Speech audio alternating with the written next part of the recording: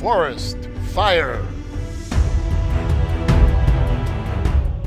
A true story of our forests by Smokey, the forest fire preventing bear.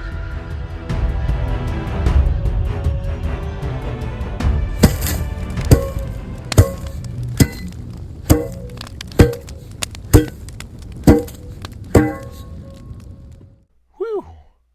That makes the third man-made fire I put out today. The same old story. 9 out of 10 forest fires are caused by careless or thoughtless human beings.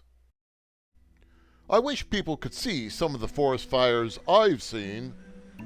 If human beings are so smart, why do they start these forest fires? They can be smart and still be careless. The trouble is that human beings don't always think about what they're doing.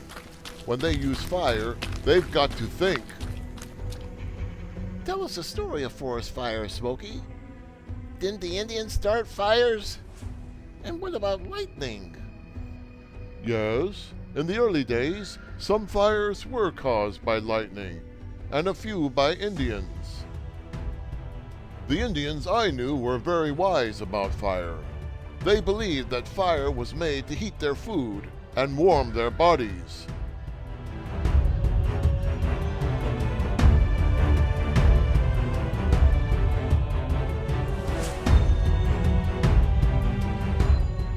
By using fire to make smoke, they could send messages to other Indians across the mountains and the rivers. But they didn't leave campfires with live coals that would later break into flame.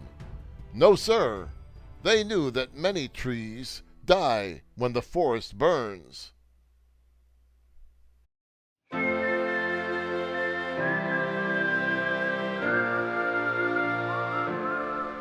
When I saw the first white men come to America, I began to worry about our forests.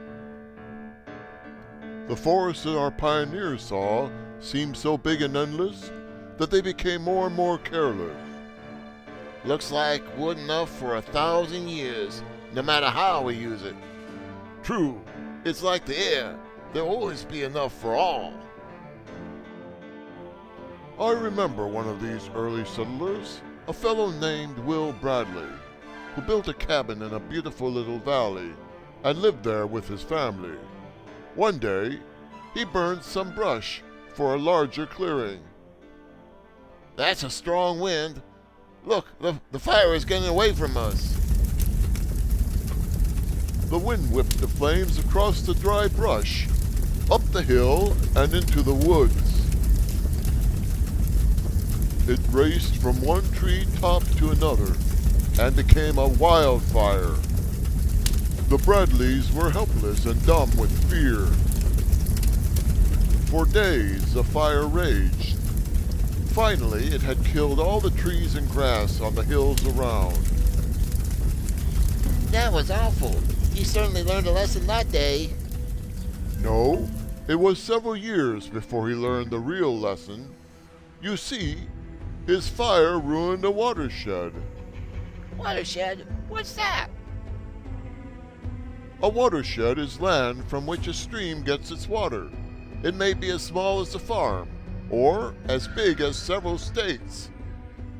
When it is well covered with live trees, shrubs, or grass, rain and melting snow sink into the ground to come out slowly into streams below.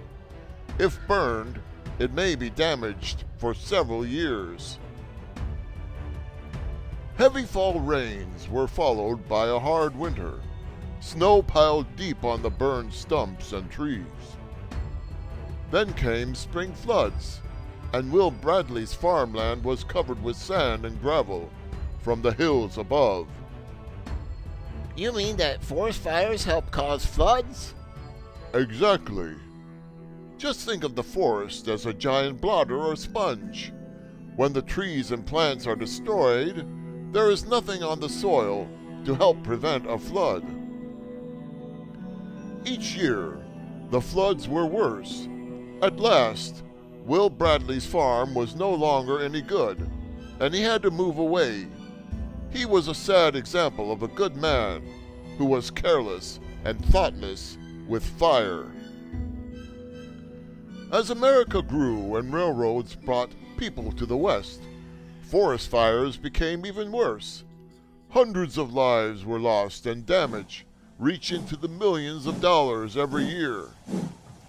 This may get worse. You people had better come aboard.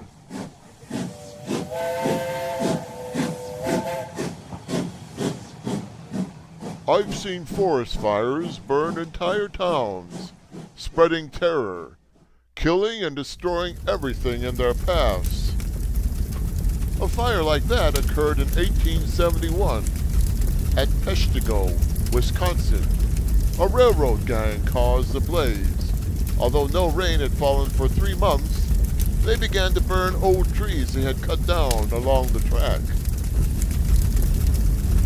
Peshtigo was a sawmill town on the edge of a dense forest. The 2,000 people who lived there had no thought of trouble.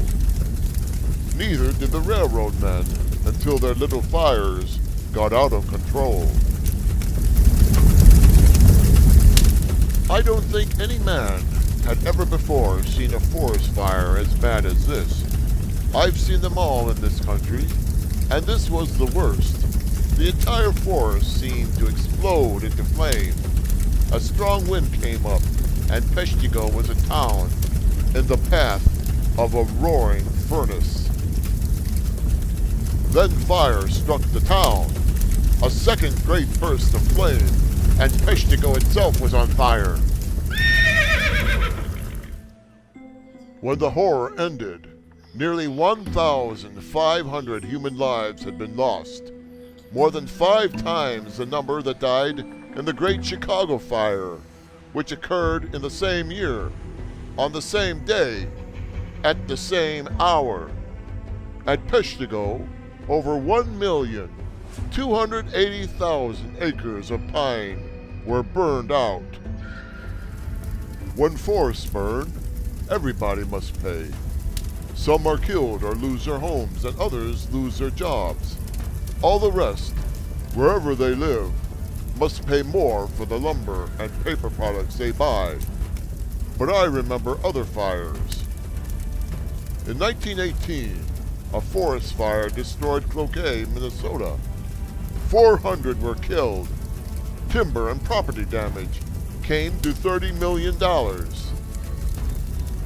Los Padres National Forest, California. In 1932, fire destroyed 256 square miles in one big canyon. Watersheds were ruined, cutting the water supply for 8 towns and 1,000 farms. Tillamook, Oregon. In 1933, 276,000 acres of forest were destroyed. The loss to labor and industry and the public was put at $350 million. Maine. In 1947, a series of forest fires raged for 10 days, and 175,000 acres burned. Hospitals, schools, hotels, churches, homes, farms, and businesses were wiped out, all because of carelessness.